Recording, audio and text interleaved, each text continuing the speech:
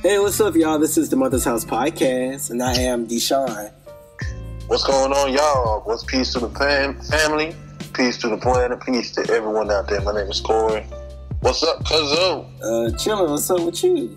Man, nothing, man. This is what you call a flip. 10 keys for a quarter break. Fitly from a mama whip. KOD is hard as shit. KOD is hard as shit. So J.cole dropped KOD. Yeah, he did. That shit, alright, so we about to go jump into our little review real quick for you guys for J.cole's KOD. How you want to do this, cuz? You want to go ahead and just give our overlaying thoughts on it first, or you want to hold that to the end? We can hold that to the end. Okay, man. So KOD drop on April 20th. I got this. It's probably the next day. Right. After y'all smoke y'all little weed and everything and listen to KOD while smoking weed. You know, I'm not here to judge. I let J.cole do that.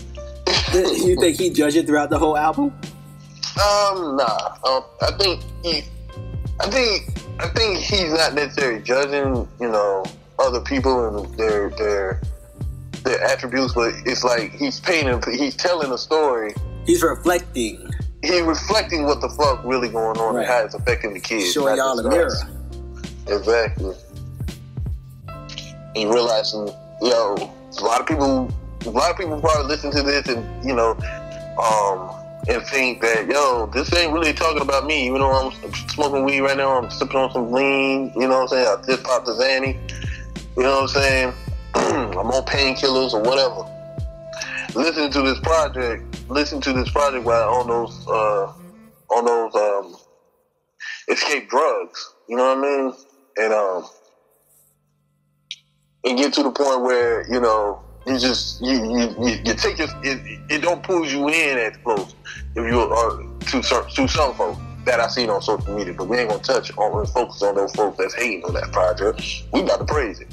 I love that project. This was a really strong. This is J.cole's best project since he did it to date to me.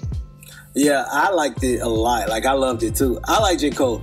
I first started, like, of course, you know, J.cole can rap, so it's always kind of like, oh, okay, yeah, he rap, he cool, whatever. But Forest Hill Drive, I really like that album. I was like, oh, damn, I like this. It's relatable. It's talking about some real shit. Like, this is some real shit. And he got a nice little bop to it, you know what I'm saying? Like, I love conscious music that got bop. That's like the best. Yeah. This last album, it wasn't bad. It was just a lot more mellow. Well, the last album, see, this is the thing. There's another aesthetic to it. Like, I like the last album. I didn't dislike it. That was for his fans. And I don't even think it was for his fans, because a lot of fans was mad at that project. They didn't really like that project. A lot of people didn't like the project. And they were like, they feel like he was sleepy on the track. It was a sleepy album and this and that and all that. It was very mellow. You know, it was very mellow. But it was like the content, you got to realize where he just stepped into, you know, becoming a husband and a father. He wanted to tell us a particular type of story. Like, a lot of people hated the song Folding Clothes. I actually like that song. That was my favorite song off the album. Yeah, I want to fold clothes for you. I like that song. Yeah, a lot of people hate that song. But the album wasn't bad. It was just mellow. Yeah, it was slow. But at the same time, not slow.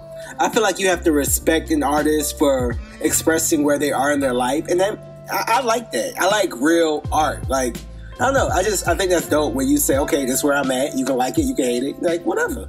But this album is upbeat and it's dope. And it's like a Forest Hill times 2.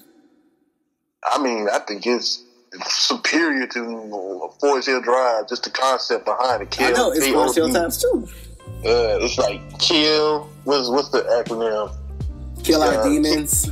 Kill Our Demons, King Overdose, and Kids on Drugs, right? There's so much unpacked from this, and he says so much within this project. He pretty much laid the cards out. Like you just said, he's showing a reflection of what's going on in hip-hop, what's going on in the world, what's going on amongst the black community. Yeah, you know what I'm saying? Yeah, like, he is just really... I love when rappers really rap about real shit. It's like, It's just awesome. Not to say that J. Cole's the only one who does it, but I don't know. I like how he puts it together. I just like it. Like, I'm proud of him. It's a very good album. I like it. It is. The lyrics are good. The production is good. The content makes sense, and it still flows, and it's still very poetic. And relevant. It's relevant as hell. Very relevant. And relatable. Yes, very. Everybody should be able to relate to this album, especially if you black. Exactly. Now, there's a lot of things to unpack from this album as far as, you know, listen, I'm going to break it down just like how he did in his intro, in his, whatchamacallit, his trailer for the album. So in the trailer, he started off talking about the kids on drugs, right? And with the kids on drugs, man, we seen a lot of kids, you know, going to the drug culture is very hype. It's very materialized today. It's to the point where pretty much every other person is either taking some kind of coping mechanism. I remember I said a statement that Erykah Badu, I know a lot of y'all hate her for whatever reason. But, you know, Erykah Badu said, you know, we in society in a place of cope, which you were talking about, one of the littles, I think it was a white boy that died from an overdose. Right. And she was saying, like, through the fact that, you know, we in a world where, you know, coping, you know, everyone is trying to cope. We're coping through social media. We're coping through so many different things, you know what I'm saying? Mm-hmm. And J. Cole was speaking to that. Right. He's speaking to that. He's speaking to that in a real way. You know what I'm saying? In your face, up front. You know, either you're going to listen to it or you're going to run from it. You know what I'm saying? Right. So, what did you pull from the kids on drugs aspect of this? What do you think he was speaking to with that? I think he was talking about not just regular drugs, but all type of things. Because I think in one part, he was talking about the things you're addicted to. And he was saying that love is like the most powerful thing. Yes. So I think he wasn't just talking about drugs in particular, but all the things that, you know, that can become addictions. And I think he kind of felt like a lot of things in this culture people are addicted to, and it's not, you know, it's not a healthy addiction. It's not. I mean, anything can be considered a bad addiction. You can be addicted to cigarettes. You can be addicted to fast food. You can be addicted to sweets. I mean, even stuff that's good, like working out. Yeah, working out, or what's the other thing? I was thinking about it earlier. You can be addicted to because that's vanity shit. To what? I mean, you can be addicted to so many different things, but all these different things is still you running away from facing your either self-guilt, things that, you know, hurt you, things that, you know, pain you. In the intro, he begins with the a lady speaking to the fact that, you know, when a child is born. Yeah, I like that part too. When a child is born, it laughs. When it laughs, it's saying, I enjoy this. This makes me happy. I find fun, you know, love in this. When it cries, I fear this. This hurts me. This is pain. You know what I'm saying? And that's just the basic notion of what not just a child feels, but that's how adults react to everything that's attacking them within the society, within this world, especially black and brown children, boys and girls. You know what I'm saying? Mm-hmm. The kids on drugs, you know what I'm saying? It's like he's also speaking on transgenerational trauma and transgenerational behavior patterns and neglect of anxiety, of depression, and children picking up on those same neglect and behavior. Because he had a line on there where he was speaking about his mom, you know, blowing up his phone and blowing his high. Like, damn. Like, right. My mama, she's drunk.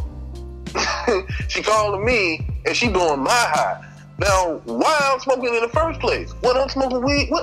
What's really? Where's the real root of this coming from? Right. And if you dig deeper, you know, this is passed down generationally amongst black communities. You know what I'm saying? Amongst black families, from slavery to Jim Crow to all these different attributes that affects the black community in a real way, especially people who are living in poverty, or people who are living below their means, or people who barely getting by check by check. You know what I'm saying? The stress, the pressure, the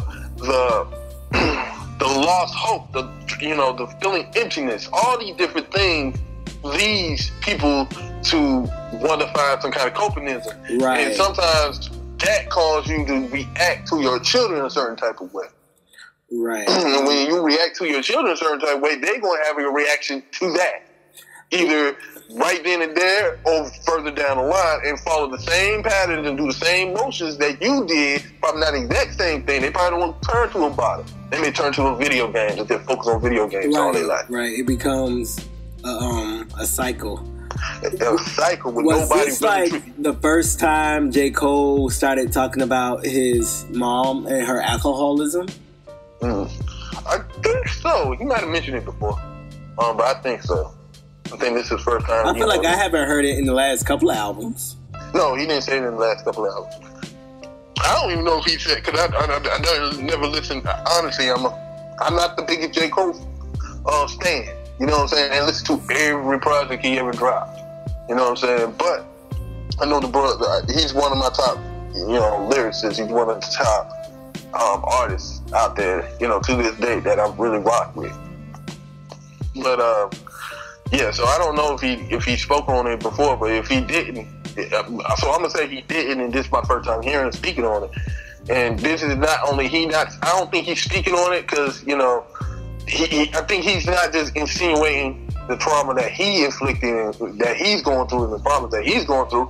He also is talking about the problems that his mother been through, and he also talking about the problems that generationally how we pass down our depression down to our children.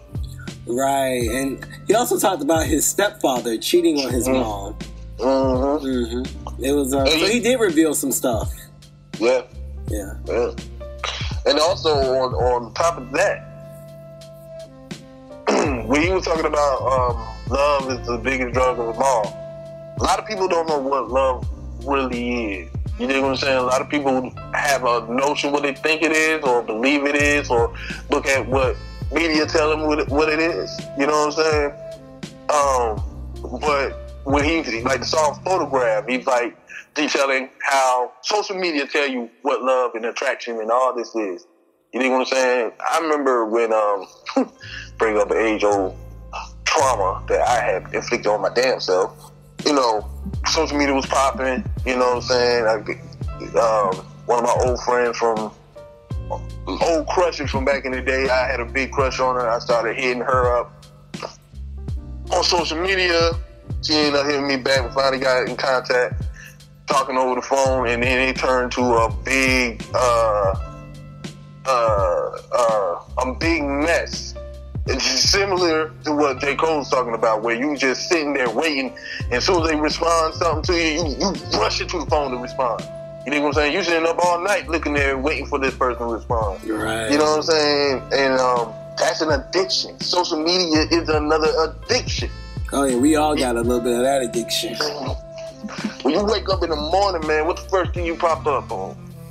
Some people, I don't do it no more. I ain't gotten to the point where I don't go on the Facebook, Twitter, so the only thing I check is YouTube to see if our views go up. That's it. That's the first thing I check. That's the first thing I check. If I'm going on social media, like within the past 5 minutes. But usually when I get up, I wake up, brush my teeth, wash my face, get dressed, get out the door, put on some music, and go about my day. And then when I do get on social media, that's the first thing I look at. But social media is an addiction. It definitely can be an addiction. Because and a lot of people are suffering from not just insecurities, not just from attention deficit, not having enough attention.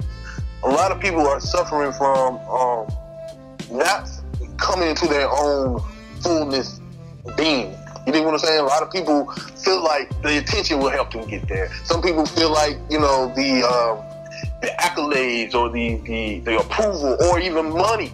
You know what I'm saying? Right. You know, count it. You know what I'm saying? Like, money is another aspect of, you know, of an addiction. Like, you chasing for money, you losing the essence of your soul. You know what I'm saying? If you watch the ATM video, which I'm definitely gonna do a thorough breakdown. Right, you're gonna do like a real like step-by-step detailed breakdown. Yeah, just like I did with the Kendrick Lamar video.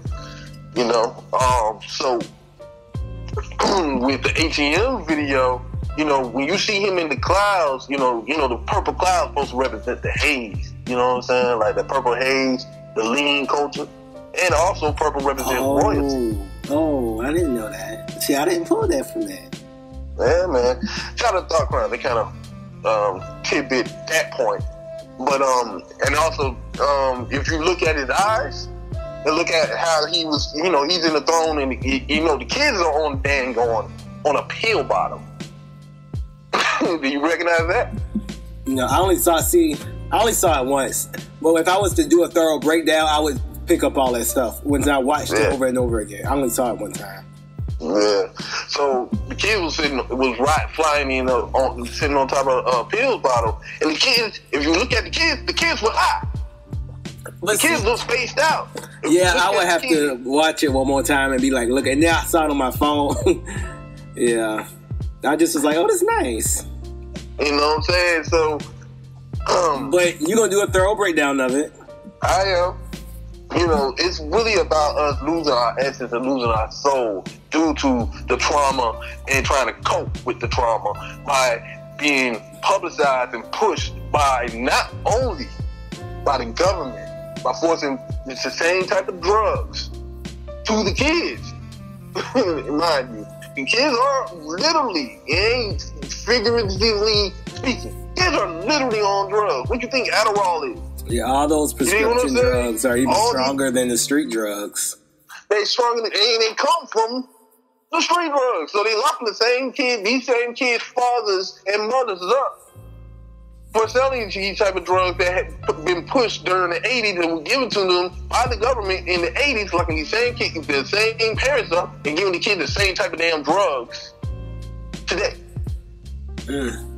So that's another aspect of how the drugs in the culture is being pushed, not only through the music. Right. And not only this, and then we're going to take it even further deeper, it's also being pushed through, you know, the education system.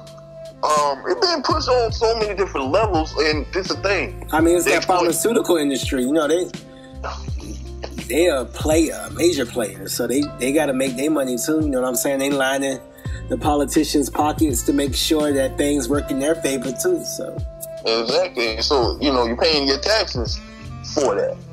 You know what I'm saying? He touched on this. Like, he touched on so much. Right, because he was like, he said something about paying taxes. And he was like, how come it should be like an app on the phone that lets you know where they go? Or he said something like that I thought was really cool. I was like, oh, maybe it should be.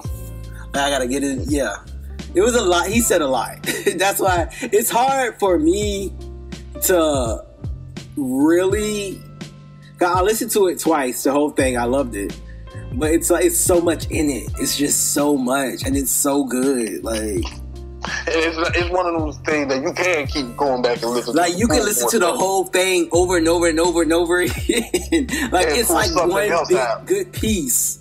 Yes, it is. Yes, it is. To me, I would say this is the best album of the year so far. So far, yeah. I would give it to you and say the same thing. So far, I would say if it came out last year, it's the best album I heard in a minute. Yeah. In a minute. And that, don't get me wrong, you know, Dan was amazing. Even Pimp the Butterfly was amazing. I think this might have Kendrick discography. This album is like a really dope. Which I think is dope. I love when artists like come out and then somebody else come out, then somebody else come out. Like, That's good. Like, and I like when artists top themselves. Exactly. Yeah, I think it shows that the bar is being raised and that music is progressing and things are getting better and better.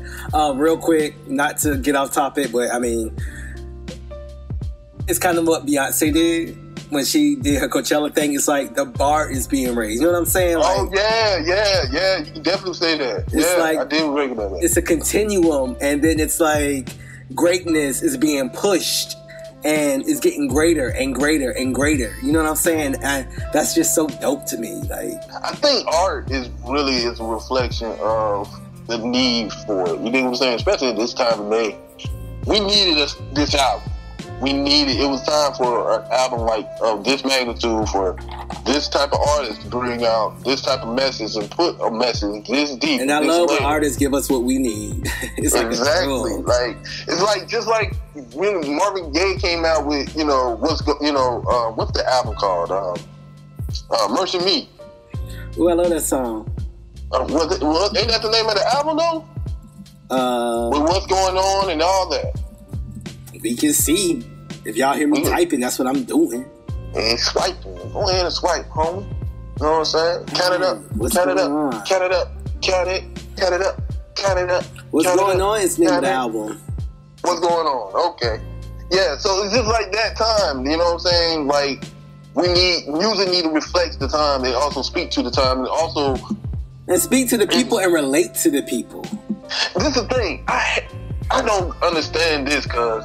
Maybe this is just type of thing that I look into artists. I'm not a person that go to church all the time like that. You know what I'm saying? Right.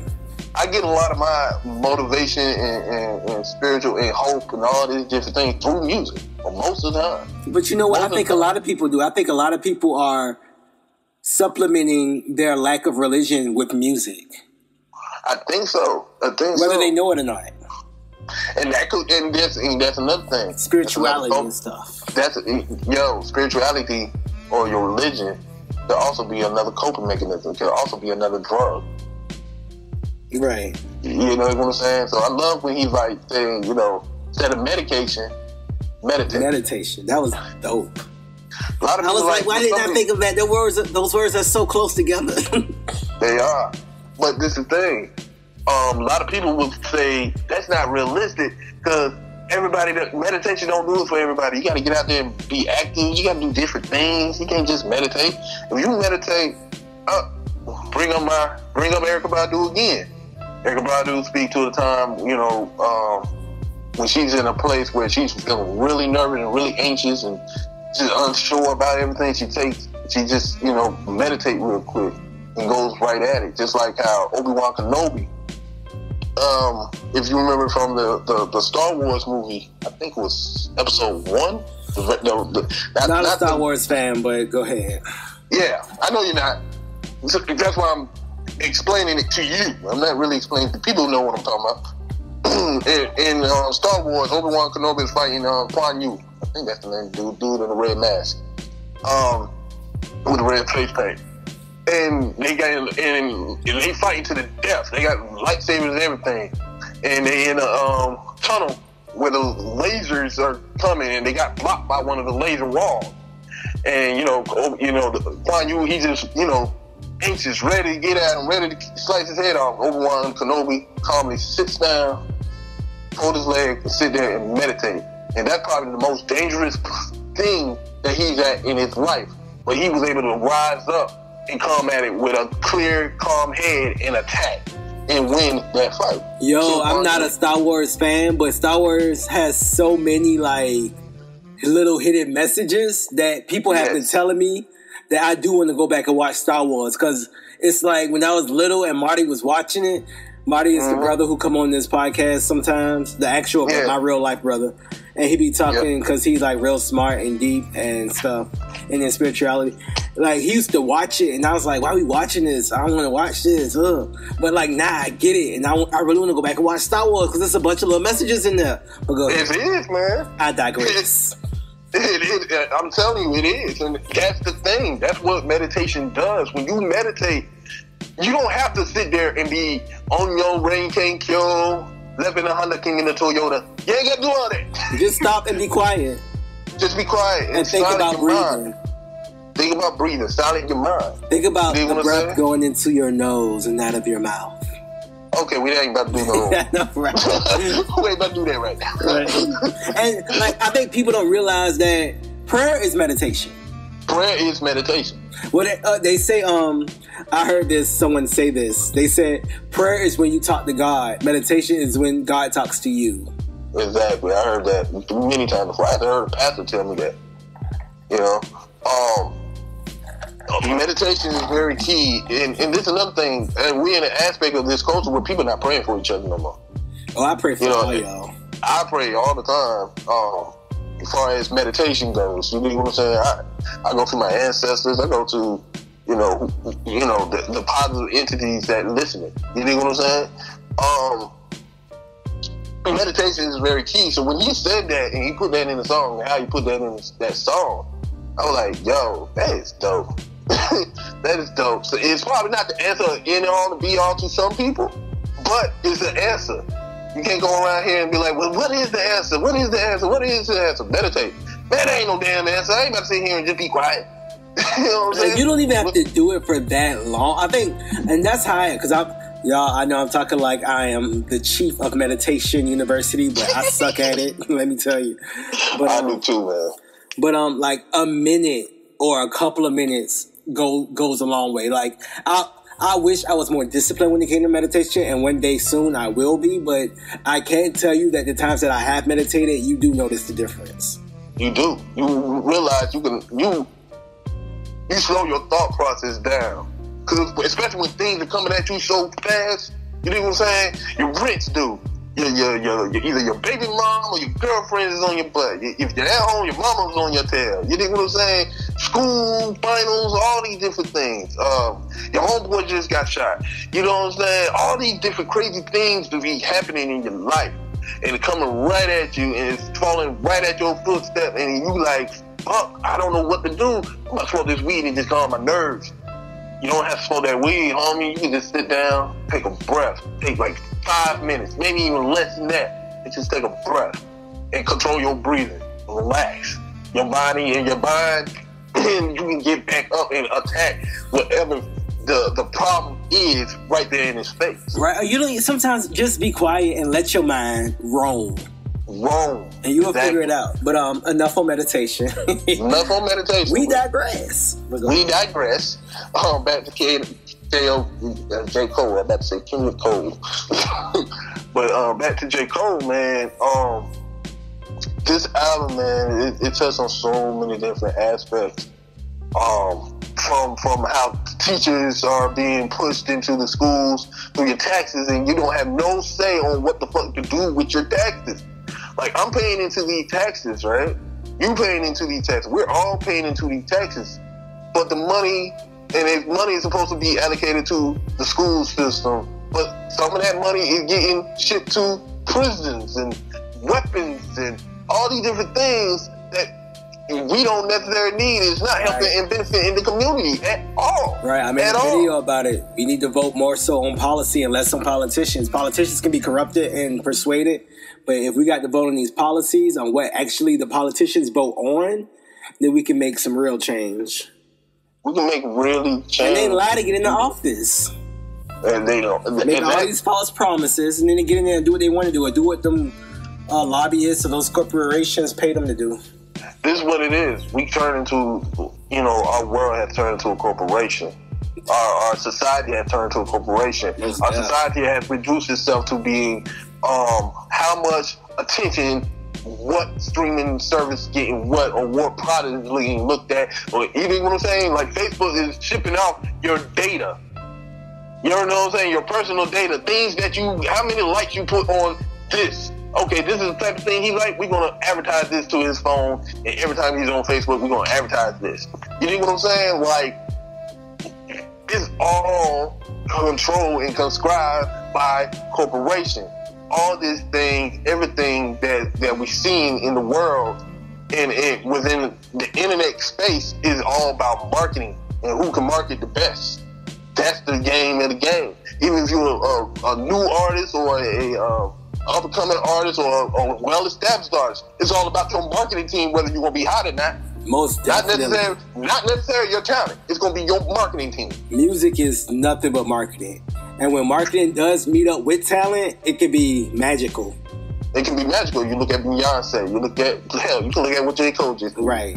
You know, when that talent has a good system and team and machine behind them, it can be amazing. But at the same time, with the machine, you also have people who aren't quote unquote as talented, because you know talent is subjective. So and it's elite. Right. Exactly. I'm gonna let you was gonna say anything else to that? I was just gonna say you have people who aren't quote unquote as talented can also take advantage of the machine or use the machine and, you know, be just as successful as that person who's been, you know, not just talented but dedicated and disciplined and really working on their craft and, you know, going hard at it for so long. Somebody else can just kind of pop up and be, you know, marketable and, as we were saying earlier, manufactured is what it's called. So assembly line, assembly line orchestrated. You know what I'm saying? Another thing that I pulled from this is that not only that you are being like these artists are being marketed, you know, or having a marketing team or a team behind you or a machine behind you. These machines also pushing out the negative stereotypes, the negative, what they call affirmations. So that's pretty much what a lot of these songs are. When you hear the Little Xans, when you hear the Little Yachties, and all these different Littles, and then go beyond the Littles, you can go to the Futures, you can go to everybody, even to the Coles and Kendricks. Everybody has an affirmation that they push into these kids' mind, And J.Cole even actually within this album speaking to his complicity to doing that to the kids' mind. Right. That's what when he was speaking on his relationships. That's what he's speaking about. Him attributing to be a man, you have to sleep with all these hoes. You know what I'm saying? To be a man, you have to be able to get the women. You know what I'm saying? You gotta get a woman to be a man. Right. I mean, like, music is powerful. Songs are powerful. It's a mantra. You know what I'm saying? Like, it's programming you in some way. Even adults. You know what I'm saying? Like, even us people who are developed and feel like they ain't got no effect on me. I don't care what he talk about. It still is going into your subconscious and doing something to you. Exactly. Even if it's making you less combative about that topic. You know what I'm saying? And making you kind of, what's the word? I forgot it. Sorry. But it's making you used to hearing it. It's conditioning you to feel like a certain aspect is okay. Just like with from pimping to drugs to any other taboo thing, it has been put in music to kind of condition you to thinking that's okay. And then now corporations have gotten onto that and they're like using music to push all type of shit. All type of things, all type of mentalities within the days. I was watching Black Magic 363, and they were doing an interview on the street. A little black boy walked up and was like, "Hey, what up, little man? You want to say something?" He got on there and he said, "Pussy take dicks in the butthole," and I was like, "Whoa." They were like, whoa. You need an ass whooping. That's what they said. That's what Brother Rich said. He need his ass whooped. But Red Pill was like, nah, man, we gotta let the people see it. He was like, I'm gonna cut that shit. He was like, nah, don't cut it. Let the people see, because this is where the mindset of the children at. That's that little Zanny. Music that's getting into his mind. That's that little drug culture pushing into his mind. That's what the kids see on the internet. Right. They go to World Star. It's also about us not having control of our culture. Children. You know what I'm saying? Our children and our culture, because we don't have a check and balance with music no more. Now it's kind of like I can make a song about the KKK, about how I'm a black man who does KKK. Okay, I'll make that song. Black people may not like it, but if it gets popular enough, I can still make money off of it. I can still tour off of it. It's like you can really do anything now as long as it gets popular and the machine wants to invest in you, and that's all it is. You know what I'm saying? We don't have that guard and those people in place, the real gatekeepers, to be like, okay, no, we reject that. That's not going to happen. Sorry, go back to the drawing board. But I tell you, the universe works in so many different mysterious ways. So the same people that pushing that same stuff, right? Mm-hmm. The same artists that probably speaking these same content. J.Cole spoke on this on 1985, which is a dope ass track. That's my favorite track. 1985 is a dope ass track. He even spoke on this on 1985, and that's like a diss track. That's like the TED Talks diss track. You know what I'm saying? That's like, I'm giving you some motivation, but I'm still gonna kind of roast your ass real quick. You know what I'm saying? When he spoke on the fact that you can make those kind of songs, but where's the impact? Where your impact gonna be? If your impact is not still there, and all you do is riding on the trends, because that's pretty much what all these are. And that's what corporations do. That's what marketing teams do. That's what they go seek out to do. When they go grab an artist that's popping right now, like a Tekashi 6ix9ine, or I can't think of the other. I don't listen to the Littles. The Littles.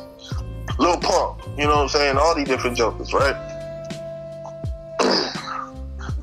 When they going after these guys, they seen they got a following. They seen they got people who like a song or two that they got, right?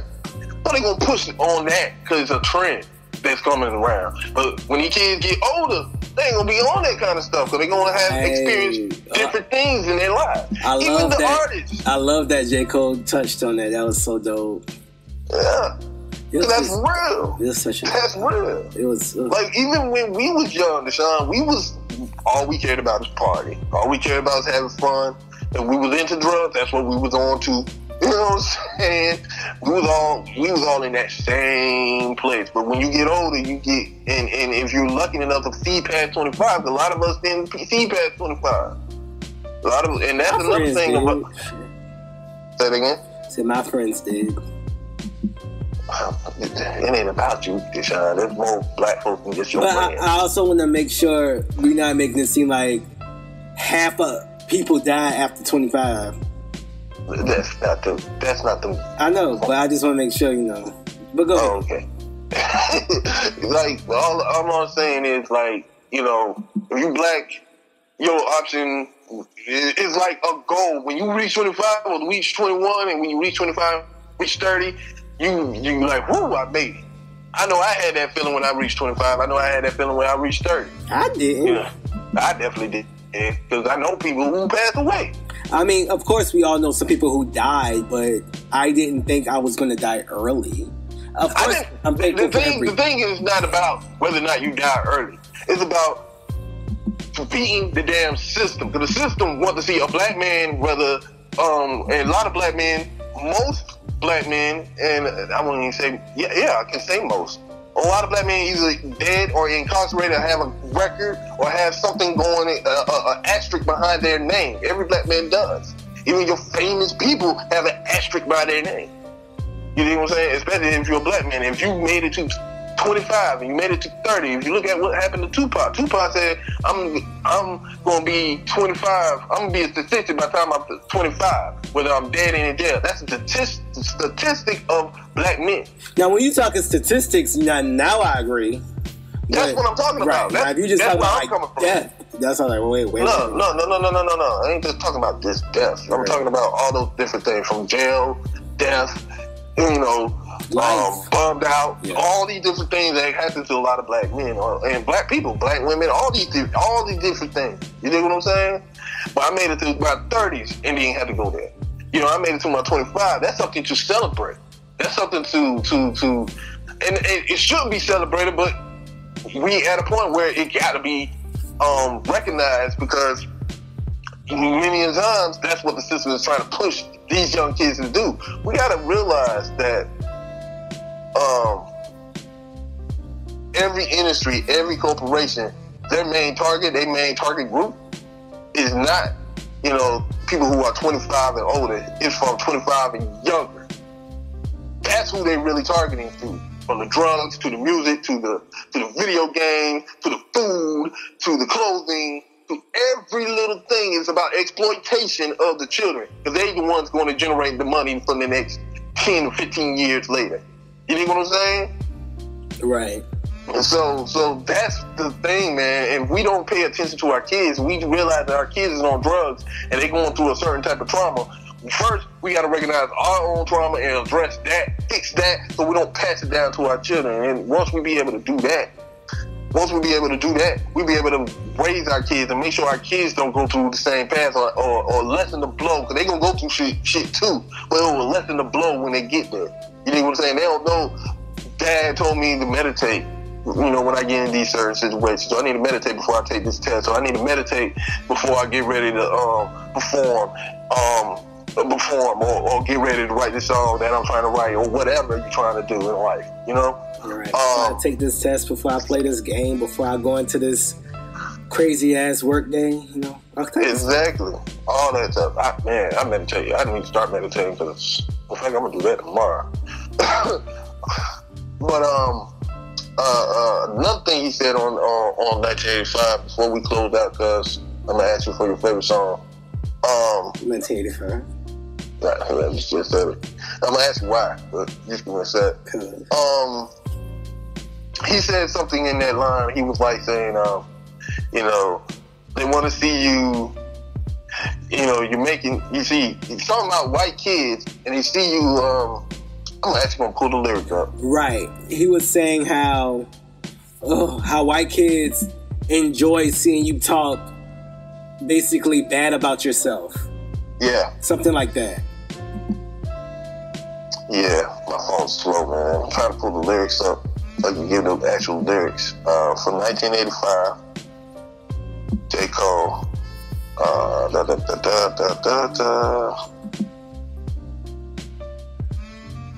1985, there we go.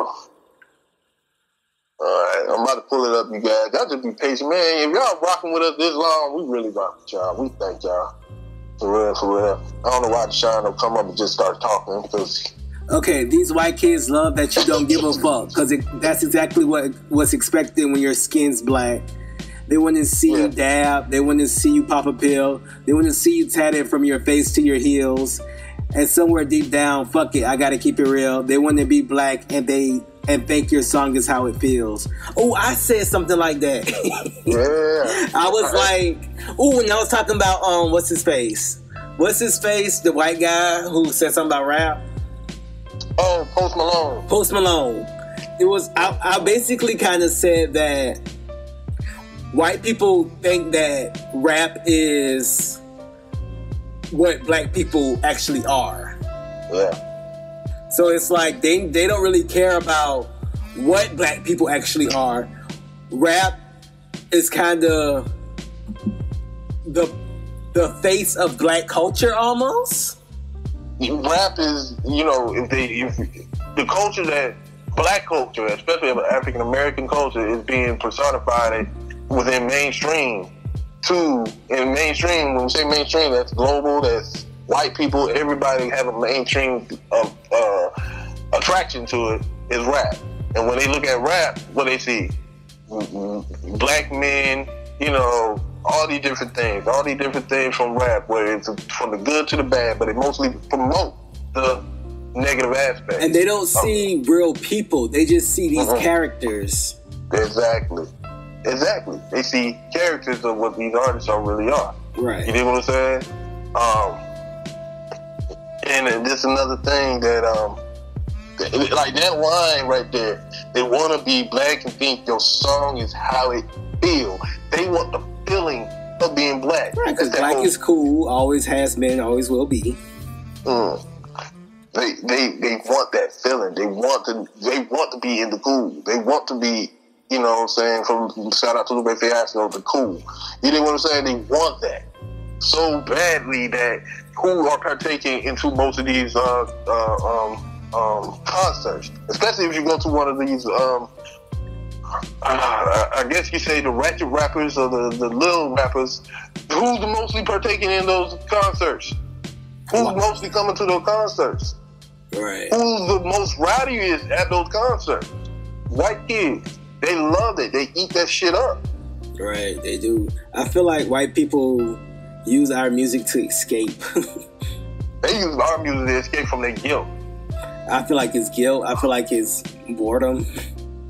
Yeah, exactly. There's so many different layers, and on top of that, they still don't understand your plight and don't care to understand your plight. Right. It's almost like it's someone made a Twitter thread about it. About how when white artists are growing up, a lot of like pop artists, it's like when they start to be edgy, they start to become urban.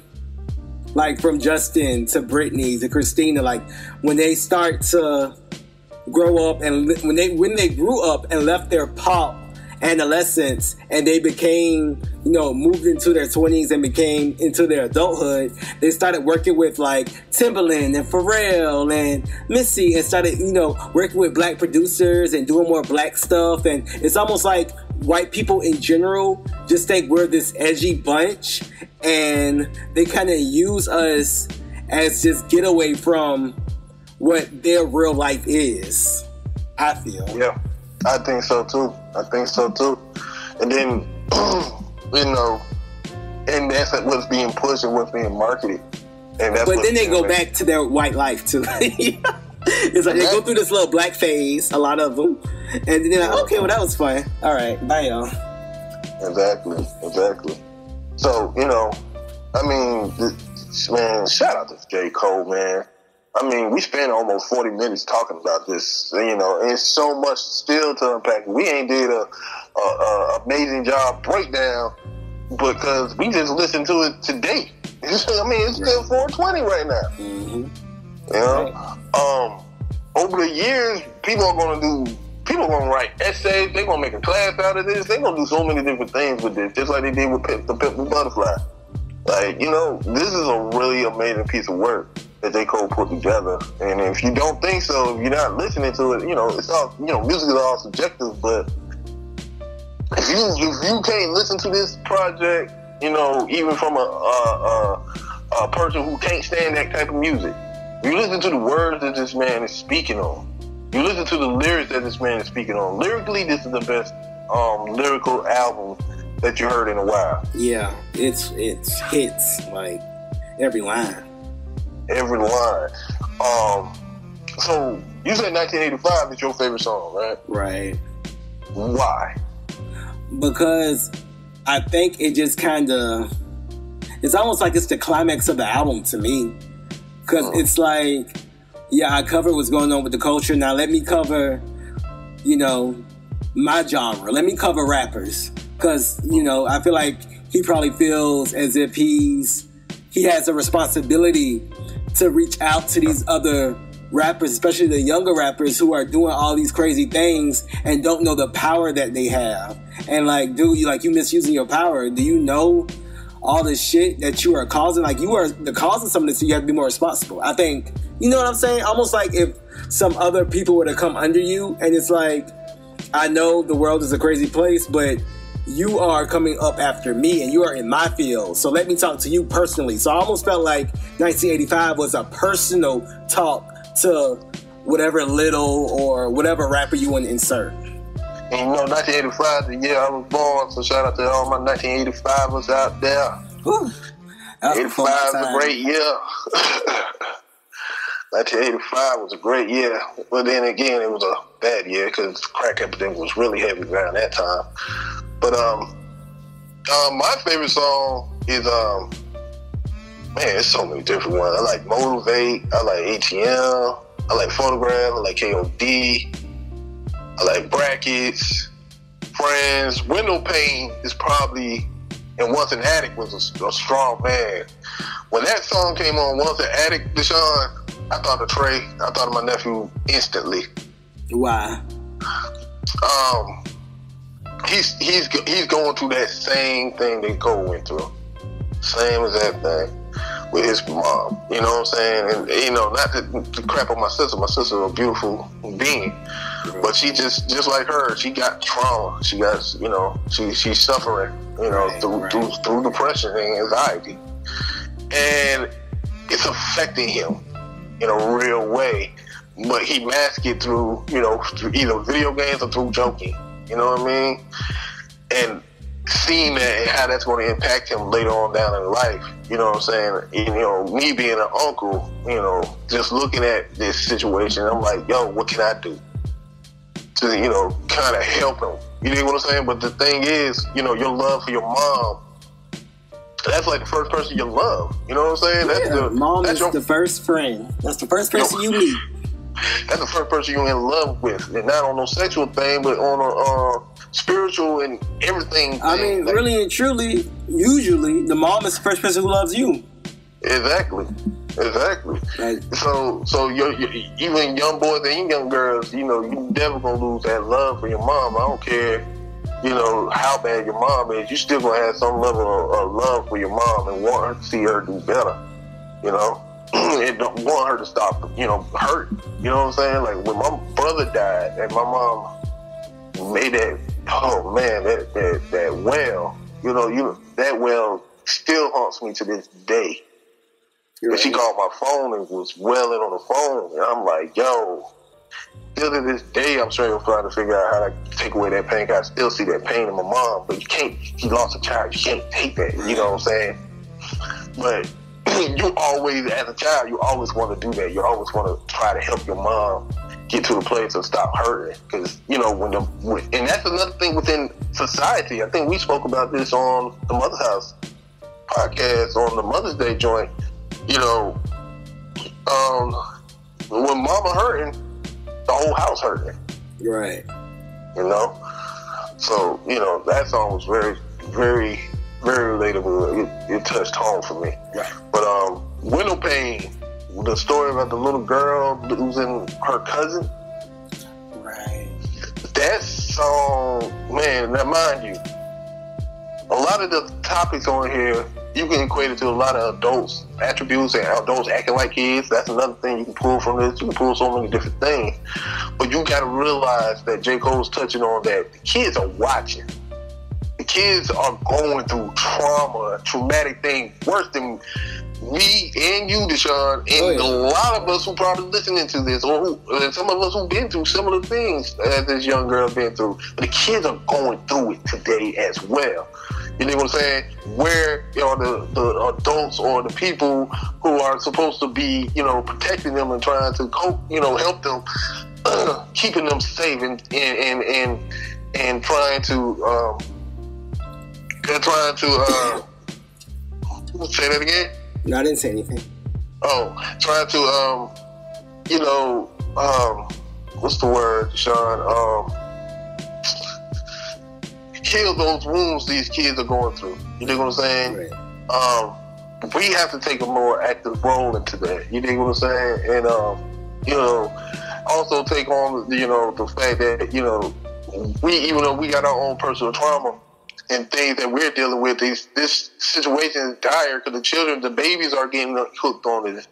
The babies are getting hooked on to the trauma. It's like people are hooked on to the trauma and now the kids are getting hooked on to the trauma. You know what I'm saying? Right. So we have to another drug. Say what? I said another drug. Exactly, another drug. You know, we got to get to the point where we're not hooked on it no more, and where we can actually heal each other and actually get the help that we definitely need. You know what I mean? And it's not through no medication. You know what I'm saying? Not pushed through what's on TV, television. Not pushed by no pharmaceuticals. It's pushed through love and admiration of other people. You know? But yeah, man. Shout out to J.Cole, brother. This is a dope ass project, bro. Right, and make sure y'all tell us how y'all feel about the project and whatever y'all want to talk about, as far as J.Cole and his last projects and this projects and what it made y'all, you know, what it made y'all feel. So please do list it up in the comment section. Let's comment and subscribe. Yeah, man. Thank y'all for listening. We got through it. Thank y'all. Right. And until next time, we'll catch y'all later. Peace.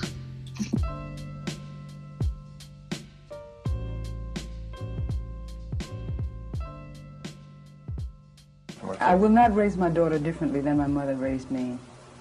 The rearing I got from my mother words cannot express. I could live in any time, I could live in any country, I could live on any planet, and I would be fine. What was the key? What did your mother know? What truth was coming through your mother that's going to come through you to your daughter? My mother gave us aphorisms to learn as children. And the one that there are two that stand out foremost in my mind.